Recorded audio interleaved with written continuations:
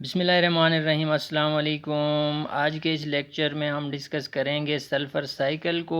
इससे पहले वाले लेक्चर्स में हमने जो बायोजियोकेमिकल साइकिल्स हैं इनके 3 टाइप्स को डिटेल में डिस्कस किया, जिनमें कार्बन साइकिल, नाइट्रोजन साइकिल और हाइड्रोलॉजिकल साइकिल या वाटर साइकिल जिसे कहा जाता है, उनको हमने डिस्कस किया। कैसे जो है ये बायोटिक से एबायोटिक एनवायरनमेंट में और एबायोटिक से अगेन बायोटिक एनवायरनमेंट में कैसे एक साइक्लिक वे में इनका सिलसिला जारी रहता है, इनका साइकिल कंटिन्यू रहता है। तो आज के इस वीडियो में हम देखेंगे कि सल्फ़र जो है कैसे बायोटिक एंड एबायोटिक एनवायरनमेंट के दरमियान एक साइक्लिक वे में इनका सिलसिला जारी रहता है, इनका साइकिल कंटिन्यू रहता है। सल्फ़र भी एक इम्पोर्टेंट कांस्टिट्यूएंट है या इम्पोर्टेंट न्यूट्रिएंट है। वो जो है अमाइनो एसिड्स और प्रोटीन के लिए ये रिक्वायर्ड होता है, इनकी ज़रूरत होती है। जो सल्फ़र कंपाउंड्स होते हैं फॉर देयर प्रोडक्शन के लिए, for their production amino acids and protein needs sulphur compounds. और अगर हम एटमॉस्फेयर की बात करें तो एटमॉस्फेयर सल्फ़र में जो है वो सल्फ़र डाइऑक्साइड और हाइड्रोजन सल्फ़ाइड की फॉर्म में मौजूद होता है। ऑन दी अदर हैंड सल्फ़ेट्स और सल्फ़ाइड्स की फॉर्म में सॉइल के अंदर मौजूद होता है या सॉइल में मौजूद होता है सल्फ़र जो है। और जो सल्फ़र के सोर्सेस हैं सल्फ़र डाइऑक्साइड के, वो हैं वोल्केनिक एमिशंस और बर्निंग ऑफ फॉसिल फ्यूल्स। ये जो है मेन सोर्सेस हैं इसके सल्फ़र डाइऑक्साइड के। जबकि जो हाइड्रोजन सल्फ़ाइड है उसका जो सोर्स है, मेन सोर्स, वो बैक्टीरियल एमिशंस हैं। जो डिफरेंट केमिकल रिएक्शंस के दौरान बैक्टीरिया जो है अपना रोल प्ले कर रहे होते हैं, उन रिएक्शंस के दौरान हाइड्रोजन सल्फाइड रिलीज़ करते हैं बैक्टीरिया।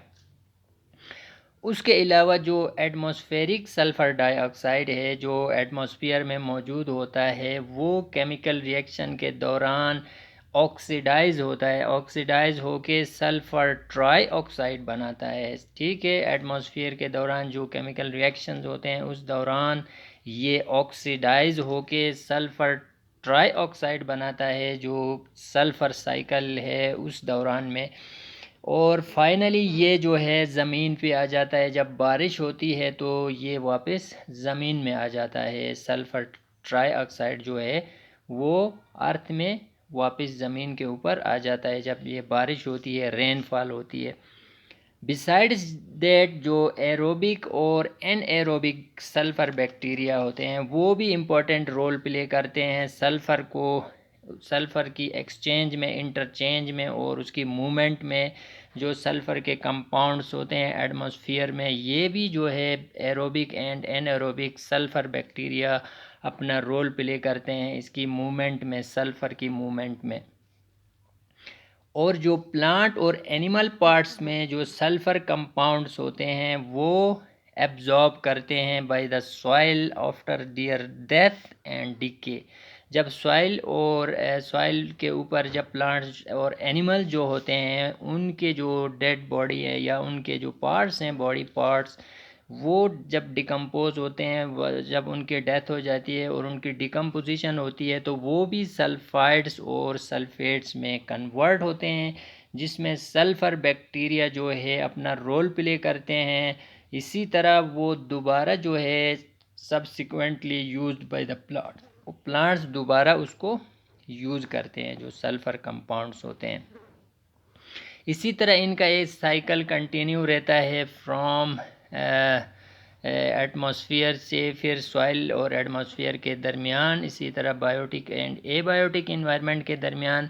जैसे इस फ्लो डायग्राम में भी हम देख सकते हैं कि जो ऊपर एटमॉस्फेयर में सल्फ़र डाइऑक्साइड होता है और हाइड्रोजन सल्फाइड, और उसके जो सोर्सेस हैं सल्फ़र डाइऑक्साइड के एटमॉस्फेयर में, वो यहाँ पे आप देख सकते हैं जब हम बर्न करते हैं फॉसिल फ्यूल्स। इसके अलावा जो वोल्केनिक एमिशंस हैं वो एटमॉस्फेयर में सल्फ़र डाइऑक्साइड के सोर्सेस हैं, उनकी वजह से सल्फ़र डाइऑक्साइड रिलीज़ हो जाता है। जबकि जो एटमॉस्फेयर में जो सल्फ़र डाइऑक्साइड है ड्यूरिंग केमिकल रिएक्शन वो सल्फ़र ट्राइक्लोराइड में भी तब्दील होता है, और जब बारिश होती है, जब रेनफॉल होती है, तो अगेन सल्फ़र की फॉर्म में नीचे आ जाता है, ज़मीन पे आ जाता है। अगर हम फिर सॉइल की बात करें तो सॉइल में जो ऑर्गेनिक सल्फ़र सॉइल में भी मौजूद होता है, हाई सल्फ़र कंपाउंड, फिर मिनरल सल्फ़र होता है, ऑर्गेनिक सल्फ़र होता है। ये भी इसमें बैक्टीरिया जो है उसको अपना रोल प्ले करते हैं उस दौरान, जो सल्फ़ेट्स और सल्फ़ाइड्स में कन्वर्ट हो जाता है। अगेन ये जो सल्फ़र कंपाउंड्स हैं वो प्लांट्स और एनिमल्स यूज़ करते हैं। जब ये प्लांट्स और एनिमल के पार्ट्स उनकी डेथ होती है और जब उनकी डिकम्पोजिशन होती है, तो वो सल्फ़र कंपाउंड्स में चेंज हो जाते हैं, और अगेन प्लांट्स और एनिमल उससे यूज़ कर रहे होते हैं।